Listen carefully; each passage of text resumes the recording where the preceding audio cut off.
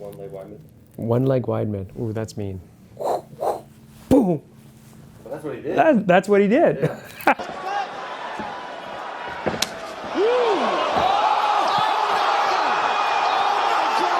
Yeah. Dude.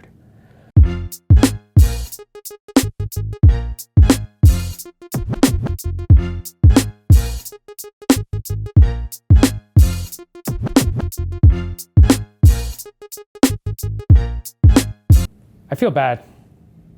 That's just brutal. I mean, you literally have bone on bone. Ow, that hurt. So one bone was just stronger than the other, and then there was a velocity component, you know? I mean, if you just imagine yourself in a car wreck, right?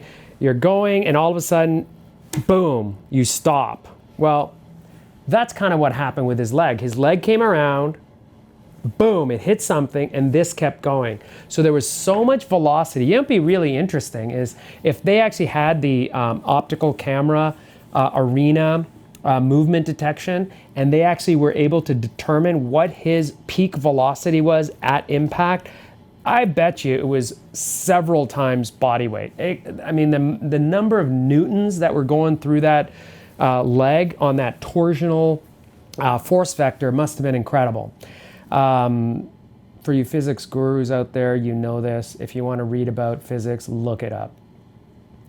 So, and he probably snapped both his tibia and his fibula. It just wrapped right around.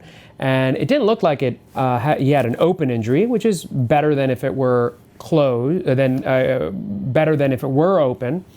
Mainly from an infection standpoint, and I've talked about open injuries and open ankles and open tibias before. And so he's going to be out for a while. He'll depending on the nature of the fracture, he'll have a rod, preferably for tibia fractures, and if the fibula is within a few centimeters of the tibia, oftentimes you'll plate the fibula as well. Most of the times we leave it alone, and you just rod the tibia, and he'll be able to walk on it. It takes about 2 to 3 months for a tibia to heal solid. He'll be practicing at 6 months and hopefully back in the sport after that. And then it'll be interesting because now he's carrying a few extra grams of, actually it's a good question, implant manufacturers. What is the weight of a titanium tibial rod? Post it down there. All of you, every company out there, post how many grams yours weighs. And let's see which one is lighter. And let's see which the athlete wants. That'd be interesting. Because you're putting too much metal in. Put something else in. Come on, guys. You can do better. So in terms of brakes, sometimes actually the cleaner brakes can sometimes actually be the more difficult ones to put together because they snap pretty cleanly. They're not comminuted, so you don't have jagged lines and fragments that you can work around. Sometimes the clean brakes are such that you literally have to lever it in and then pop it into place, or you put some traction to line it up. They're nicer to have because it lines up really well, but sometimes the cleaner brakes are more difficult, especially if you only have a single bone brake and a 2-bone, limb. Then sometimes that can be a bit of a challenge. Or you fix one side and then the other side is a little more challenging. And so that can sometimes be the case as well. And comminuted, we've talked about this, that just means multiple fragments. Oblique means literally oblique. Long oblique, short oblique, or then there's spiral fractures. So all sorts of different types. Spiral fractures, bigger surface area, better healing. Comminution, risk of non-unions because it's in multiple fragments. There's damage to the periosteum. And in terms of the soft tissue envelope, in the end, you can't heal unless you have a good soft tissue envelope. And that means periosteal coverage, fat coverage, muscle coverage, and most importantly, the outer skin. So as long as you have the tissues covered and it's not infected, it will go on to heal. However, if you don't have stable fixation, and that means nice, stable fixation, meaning it's not flopping around. If it's flopping around, then you're at risk for getting a non-union because it's not stable. And what else? Yes, infected non-unions. Exactly. Why? Because if it's not moving around, then you have this slurry, you like that word? Slurry of medium in there. Not the website, medium. It's just fluid, it's tissue, it's, what did they used to call it in 1800s and 1900s, evil humor.